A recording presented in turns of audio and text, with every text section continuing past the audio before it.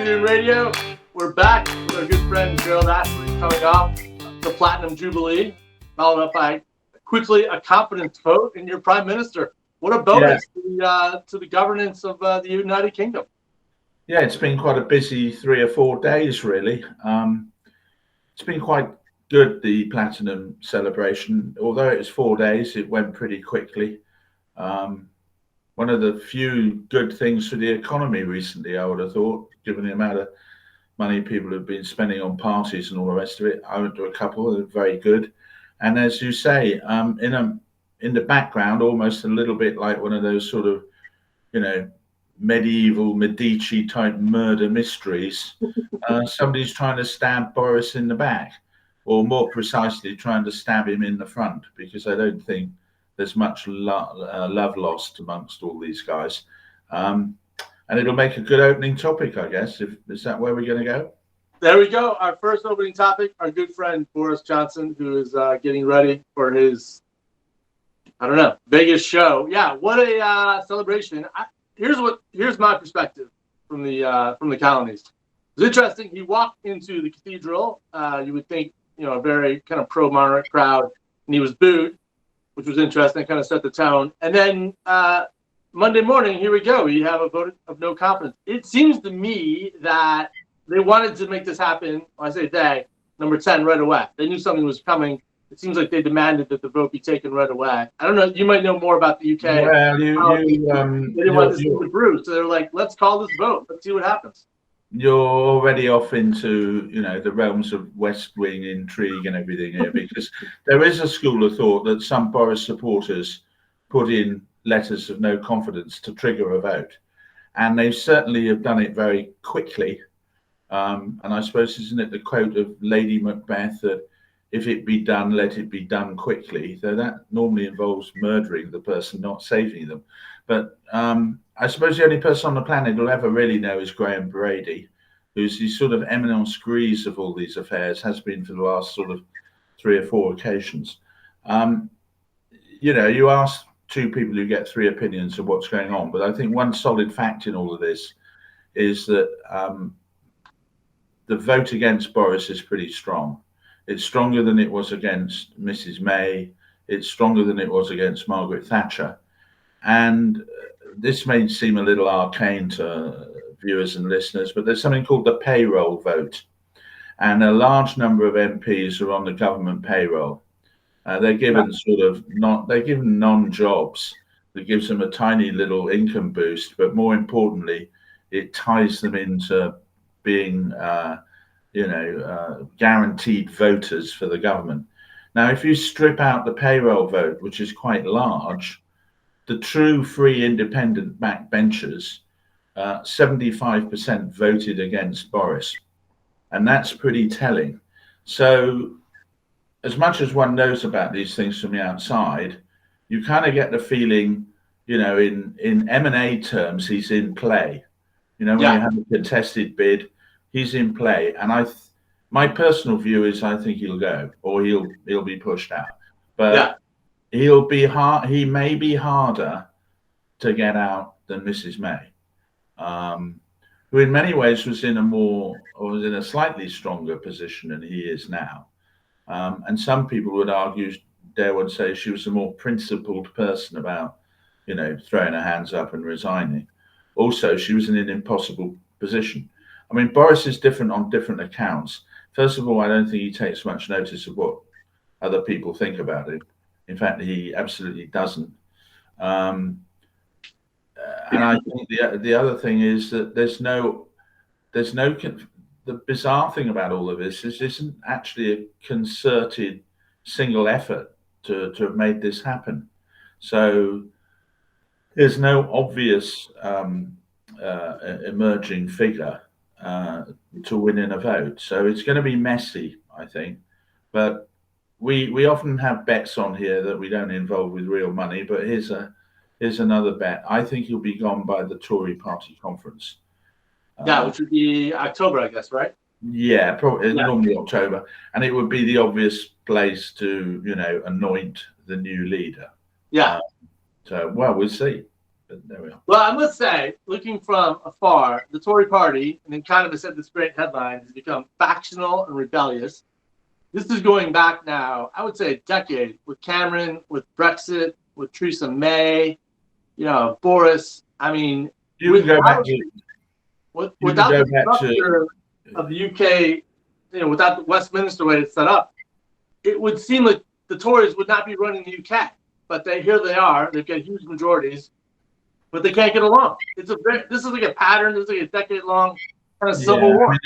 I think you could go back half a century. You had the huge split in the Tory Party after Margaret Thatcher took over from Ted Heath. They're equally a big split about whether John Major was wonderful or totally useless.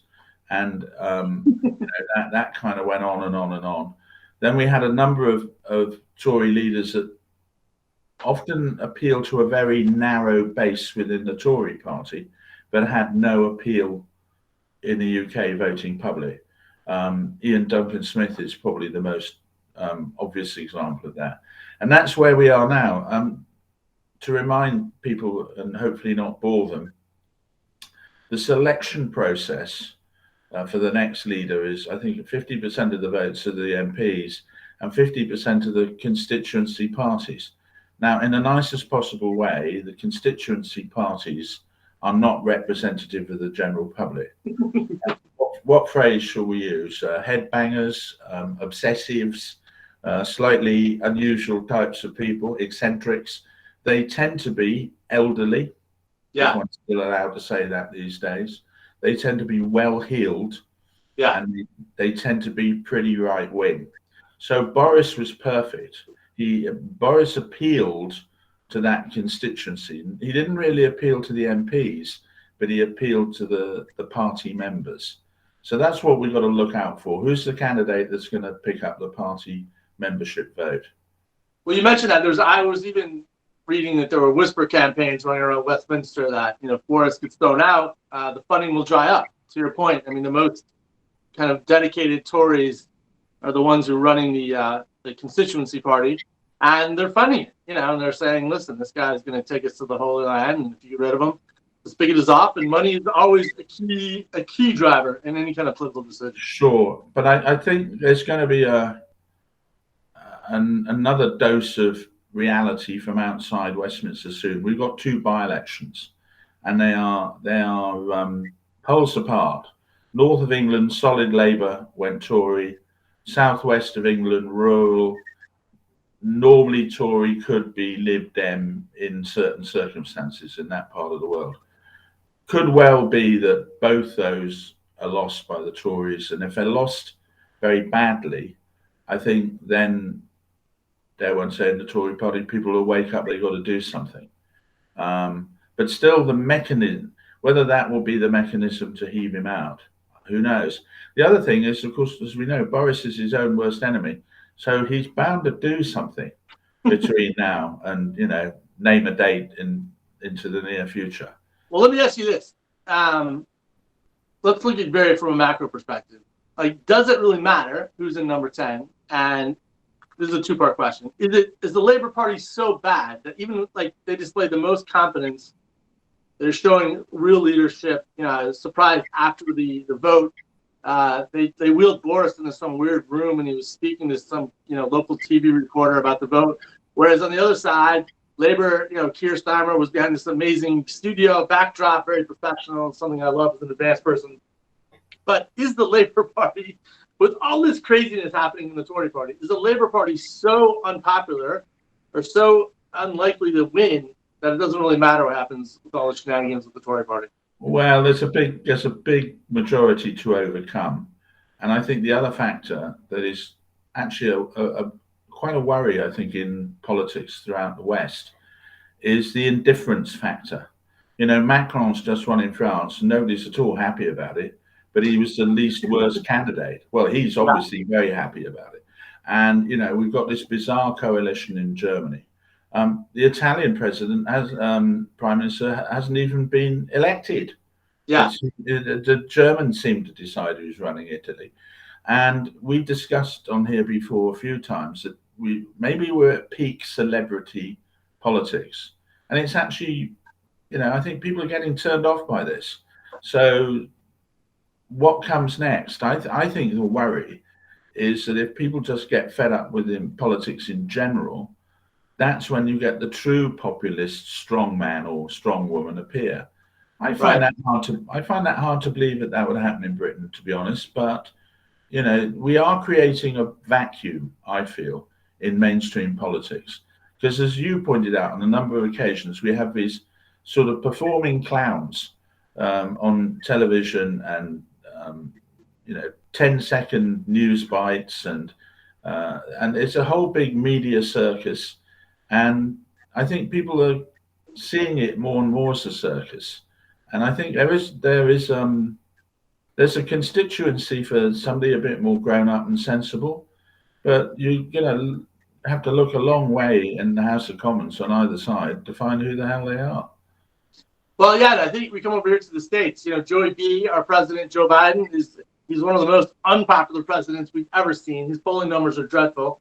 In the last few weeks, there's just been an outpouring of these, behind the scenes staff infighting stories and all the major news publications. And I really don't even know I don't even understand the point of the Biden presidency. I mean, and there's also just so much media attention. I don't know. It doesn't really matter. Is it a distraction? Because it's just endless. Yeah, and the other thing, we are kind of voting for people because they look good on telly or they sound good on radio. Maybe we should go for people who are actually kind of good at running government and administration, or not even that. Maybe people who've actually got a clear strategy or policy. I have no idea what Boris Johnson's strategy is, and I have no idea what Keir Starmer's is. The only one I do understand is, and this may be slightly controversial, is Nicola Sturgeon in Scotland.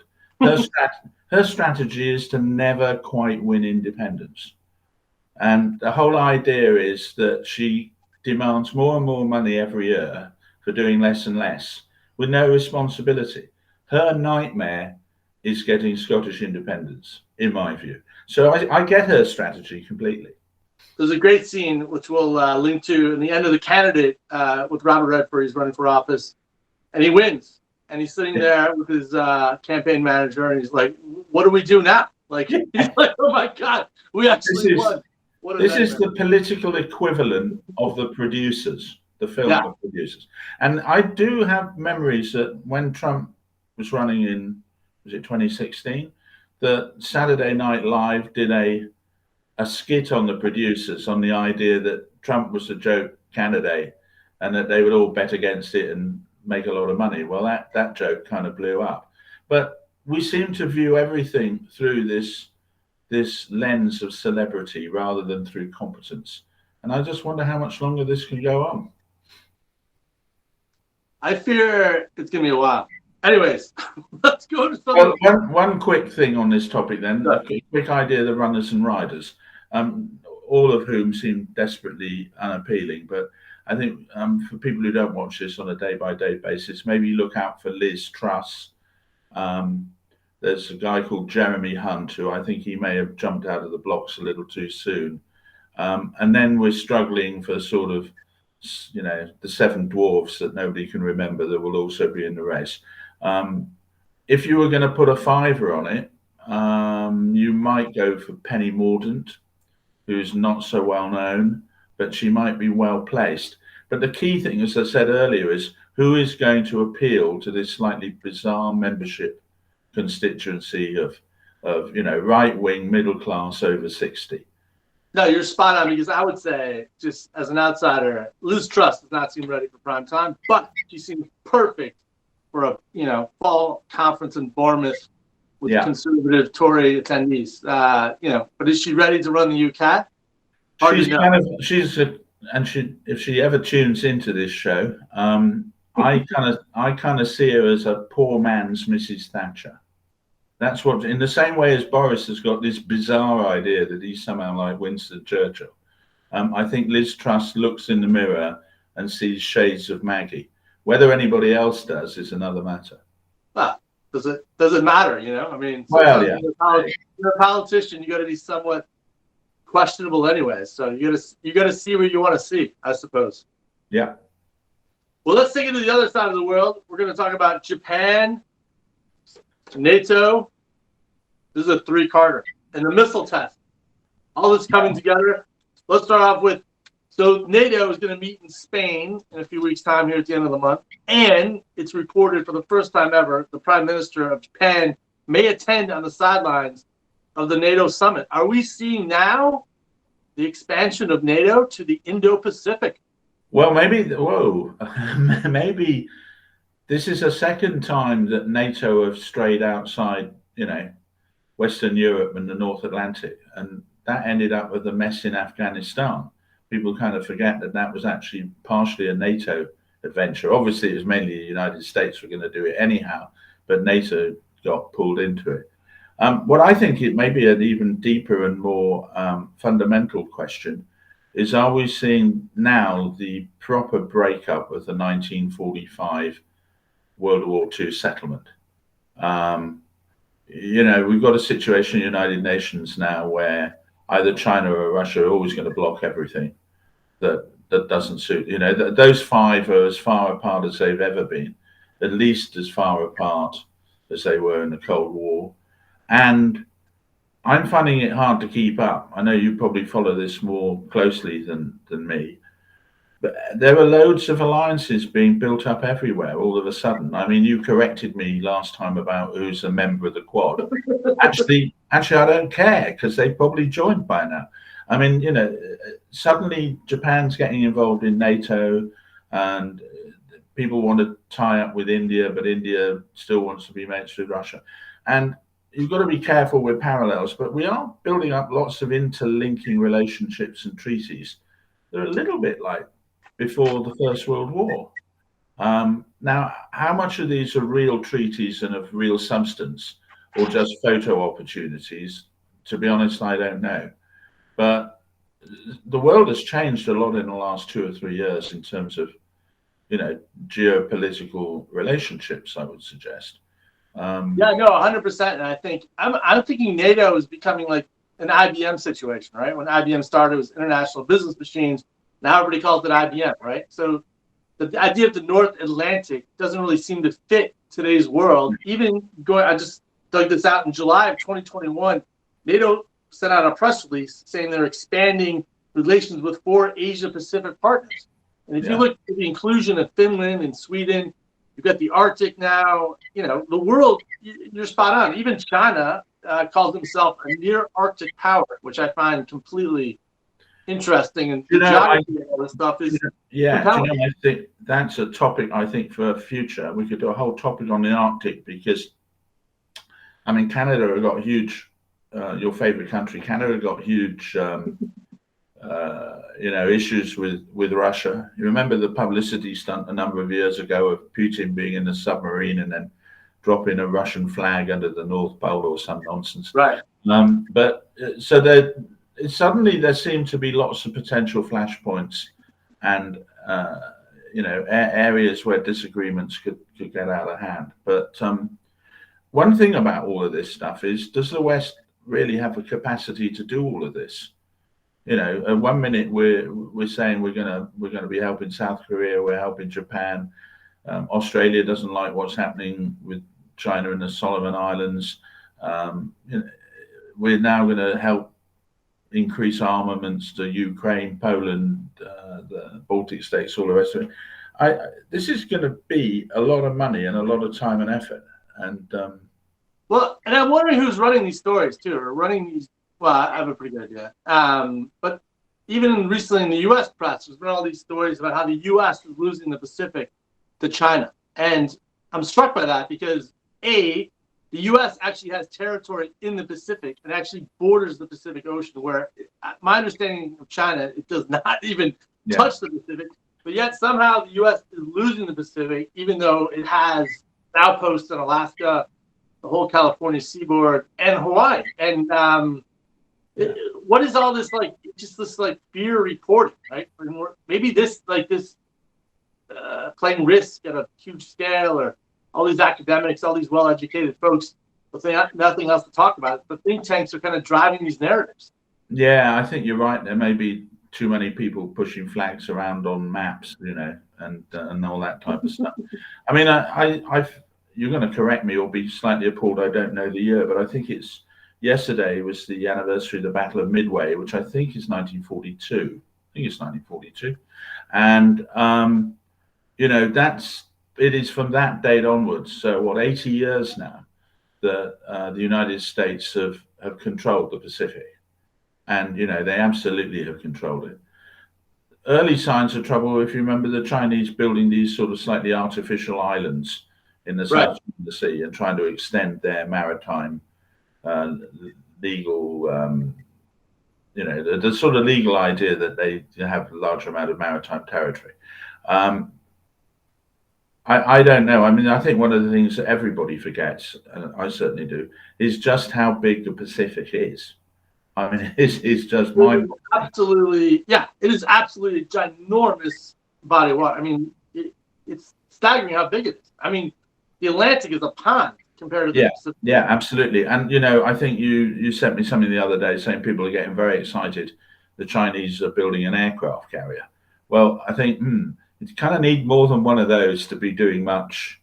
Okay, you could wave a flag, you could go down and stir the pot and sail and see South American countries and things like that, but it's not really a military platform for somewhere the size of the Pacific, so all to play for.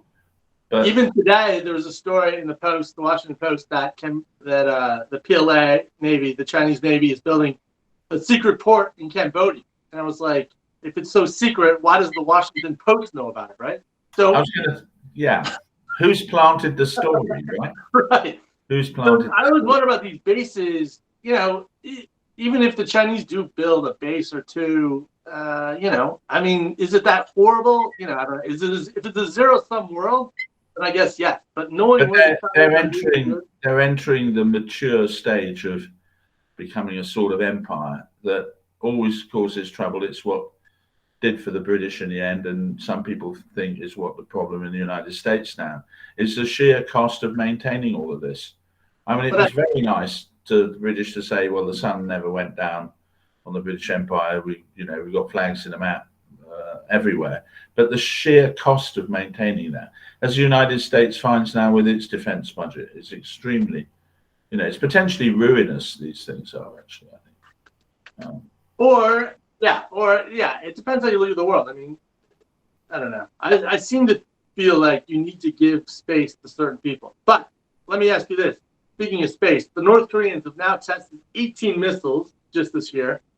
And the U.S. and the South Koreans, unexpectedly, at least in my mind, decided to test 8 of their own missiles, shooting them off. What do we see about all these missile tests in Asia? I don't know. This is turning into Missile Alley, isn't it? And I don't know what quite the Japanese make of all of this. And I just wonder if, again, in the background, the Americans have got wind of the fact that maybe the North Koreans are quite close to a serious ICBM, one that could hit San Francisco or something like that. Yeah.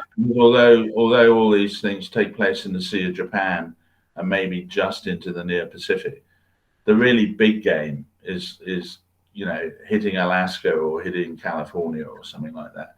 So maybe this is just to remind the Rocket Man that other people have got rockets as well. But would you feel safe living in South Korea? I think probably yes, because to me it's got a sort of Cold War feel to it, because everybody is so tooled up on both sides and everybody knows exactly where the trigger points are. Actually, it becomes quite stable. And maybe the Americans are trying to reinforce that stability before the North Koreans do something a bit stupid, I think. Well, speaking of a bit stupid, I think what alarms me personally more are these kind of missile tests, or just the expansion of missiles that can move quite quickly. It just seems like an accident is just waiting to happen. Whereas, building a base here or there, building a new aircraft carrier seems a little more sober. But I don't know. The missile test stuff is very, very alarming to me. Yeah, I mean, the other thing is what back channels are there between the United States and North Korea? I suspect it all goes through China, and that in itself is another issue to worry about. But whilst we're worrying about the world blowing up, I guess we should talk about Ukraine again. Here we are. We're back in Ukraine. We're just 100 days now into this new conflict, 100 days plus. What are your thoughts? I was going to say, I think it's reached an interesting stage, and this will be another hostage to fortune. But I just wonder if we've seen a huge move in technology that has suddenly made military planning for the last 20 or 30 years look completely redundant. So now drones are causing serious grief for tank divisions. Yeah. I mean, who in their world wants to sit in a tank? I mean, you seem to be a sitting duck in these things. And the technology of individual infantrymen using shoulder fired missiles to bring down helicopters in the same way. Who wants to be in a helicopter? Now, I know some of that technology has been around for a while, but the drone technology in particular, and there seems to be a shift again back towards almost sort of asymmetric warfare, being small and agile. Yeah, is the way to be rather than being big and heavy. And now the Russians, of course, only do big and heavy, and so that's what they're doing, pounding everybody with artillery. Hence, I guess Biden's move to just send artillery that can fire 5 miles further, because that kind of neutralized. We got into that sort of situation. So here's the thought: has the Ukraine war now frozen at a point that we're like the Western Front in the First World War? All right, maybe. Well, yeah, you're more words. Yeah, the word quagmire, but you're also from geopolitical elites like Kissinger and even Macron saying, hey, it's time for resolution. It's time to get to the table.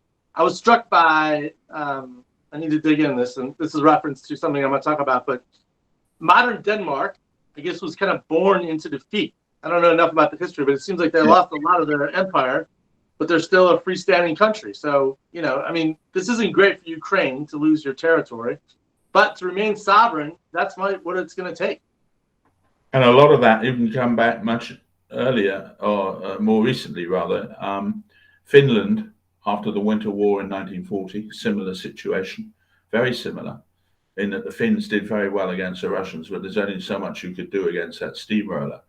Right. But I think the issue is whether technology is actually stopping these steamrollers. If we'd had Stinger missiles against German panzer divisions in the 1940s, there would have been no blitzkrieg. So we particularly you and I, from a generation who used the idea of big blitzkrieg type stuff and sweeping through countries. I wonder if that's now the wrong model. And it's not just on land. In the air, we're not seeing much in the way of fighter aircraft and bombers being used at all in the air. It's all missiles and shells. And then Ukraine thing isn't really a naval battle, but you do wonder if there are naval equivalents now that make aircraft carriers look very vulnerable. Is it such a smart idea to have an aircraft carrier? Because you need to have 10 or 15 ships just to defend it. So there seems to be a shift, I think, in technology.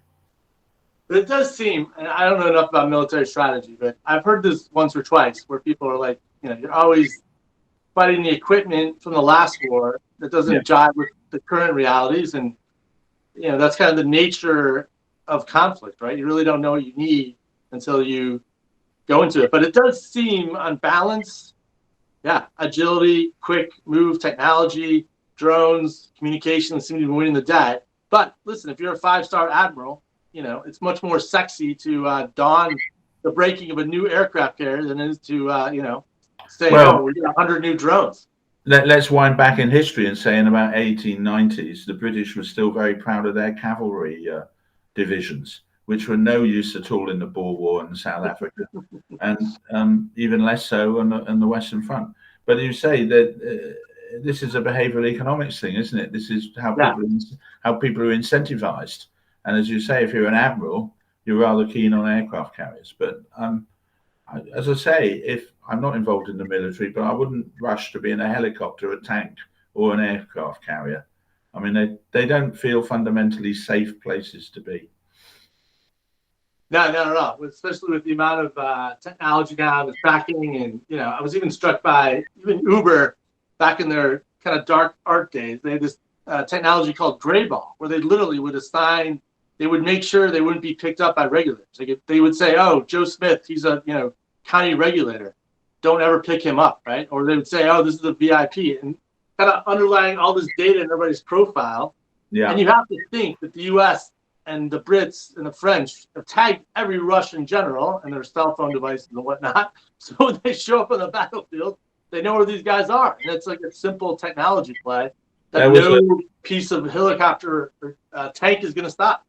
There was quite a alarming example of that in Ukraine, where a bunch of ex-British army guys who effectively set themselves up as mercenaries went out to Ukraine, and they were near Lvov, so they were in the western part of Ukraine, having only just arrived, and some of them texted home, just using ordinary communications text, picked up by the Russians, who promptly dropped a missile on that particular base and killed about 30 people. That was about 6 weeks ago. So that kind of stuff's about. Yeah, definitely. Wow, I had no idea. I didn't know that. Sorry, I have to check that out. But let's try to finish with something positive, something fun. What we're reading and watching, our favorite segment. Gerald, what are you? Well, we don't have a guest to torture with this week, though I think we've got a few more in the pipeline. But let's start with the obvious one, which is the sort of platinum jubilee celebrations. There was a lot of it. Some is more to people's taste than others. Some is so eccentrically British that everybody else must think it's completely mad. Who in the world is trying to create the world's longest tea party?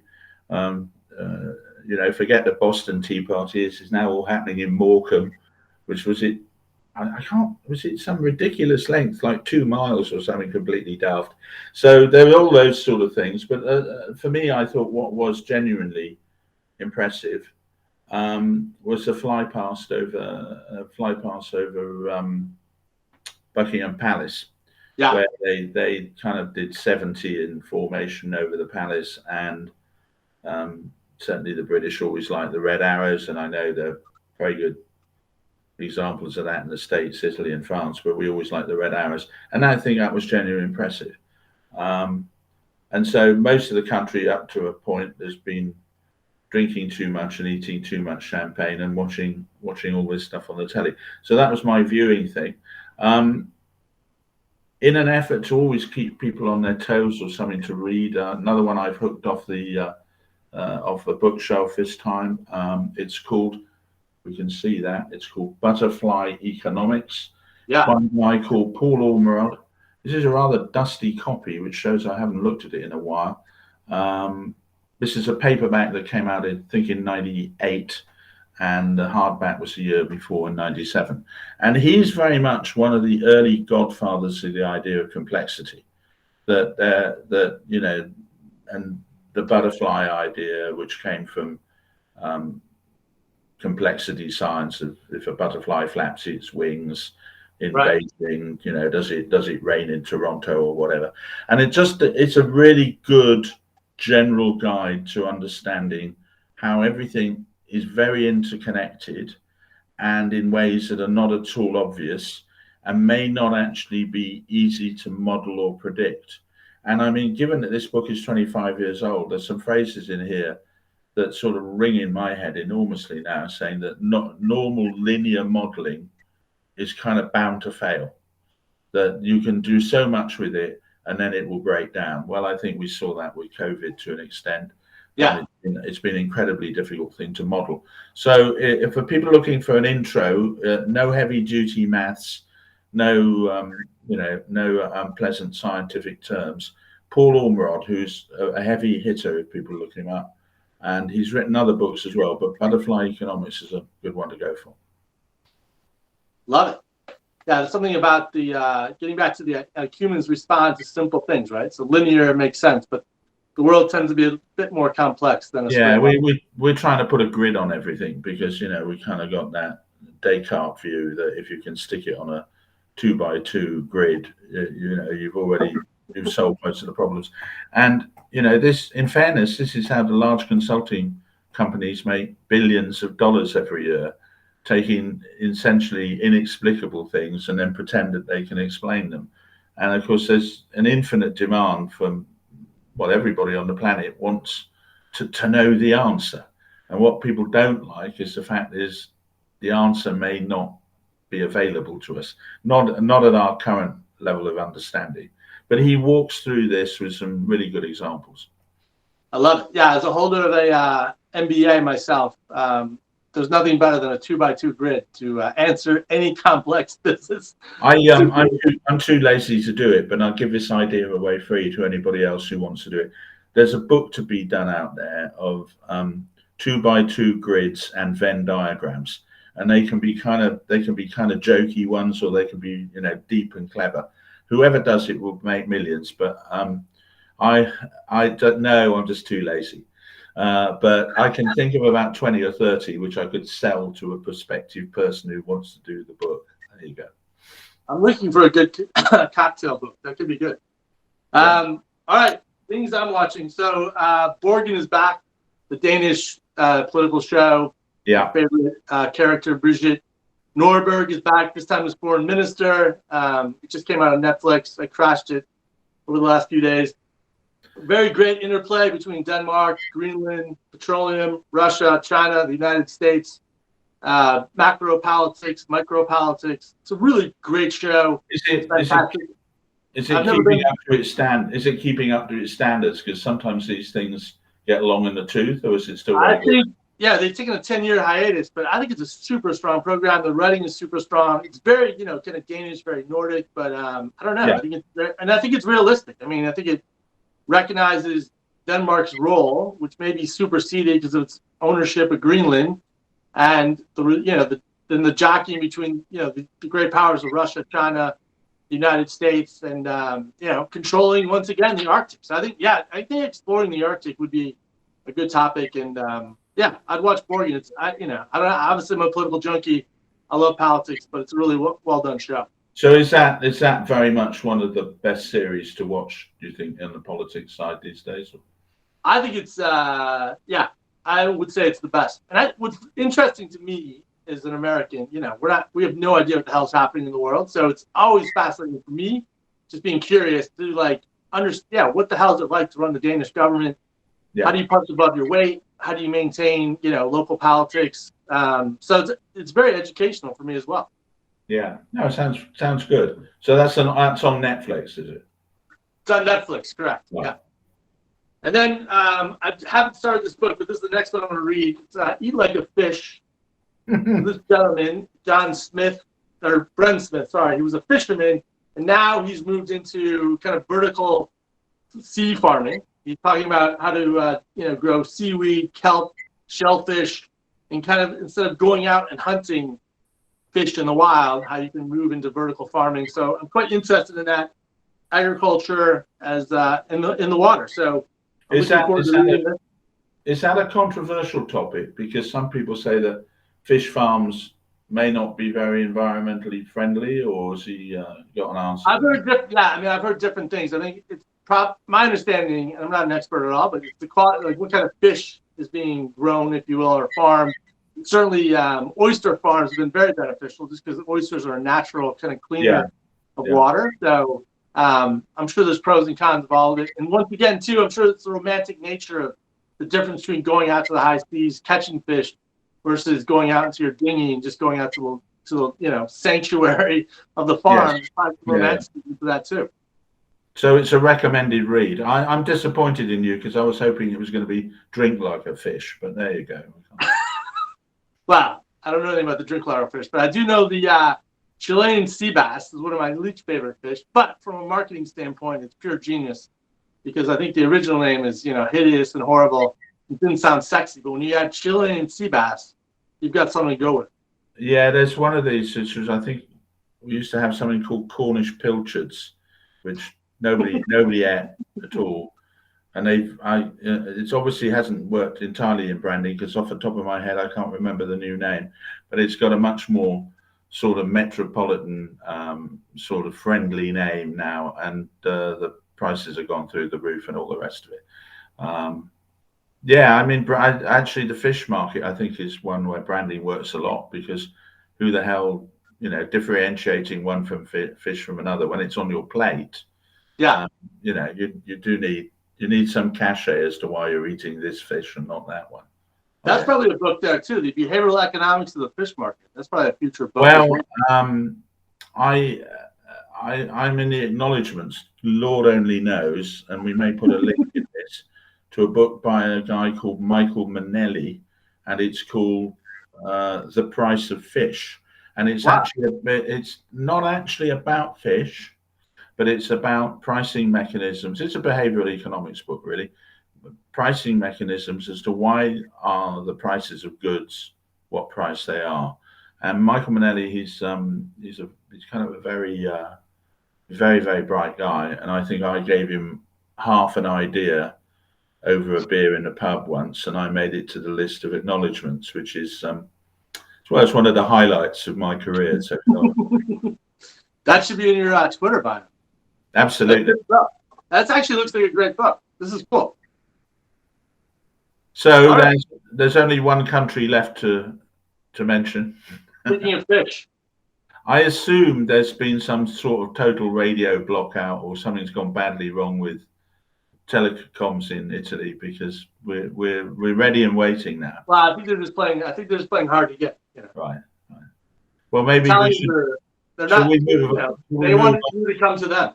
Yeah, should we move on to Denmark? Maybe do we have? I know Copenhagen extremely well. I know a lot of people there. So, if the Italians don't, jump about a bit, we can always move on. All right. Well, yeah, maybe we should look into TV1. What's the Danish superstation we need to be paying attention? Now you're testing my so-called extensive knowledge a little bit now. It'll be something like Danska 1 or something, won't it? People are writing in complaining already when I've just said that. Denmark, probably the second best monarchy republic situation. Yeah, no, I'm a huge fan of Denmark, and as you say, the politics must be interesting because they're quite smart how they run things, and they've managed to find a little niche where they can rub along quite cleverly. And they join things but never fully join them, so they didn't join the euro, but they pegged the Danish kroner to the euro, so effectively it is a euro, but they've still got that bit of wiggle room. So there's been some smart moves, I think, by it's a country of 6 or 7 million people. Yeah. But, I recommend Copenhagen a lot. I don't recommend it too much because I want to be able to go without it being too expensive. It is an expensive place, but it is the most fantastic place to go to. It's a wonderful city, I think. I need to go. I'm desperate to go. Maybe, I don't know. Maybe we can shift our line to Denmark. Yeah, no, I mean, we discussed, Bologna and communism, and I think Italy's sort of falling now. I think we're warming towards Copenhagen. All right. Well, that was great, Gerald. Thanks for joining. Always fun to chat with you, and we'll be back in a few weeks, possibly with a guest, possibly not. We'll see. Well, we just got to kidnap them, but I think hopefully we'll get a guest. Okay. Take care. Ciao.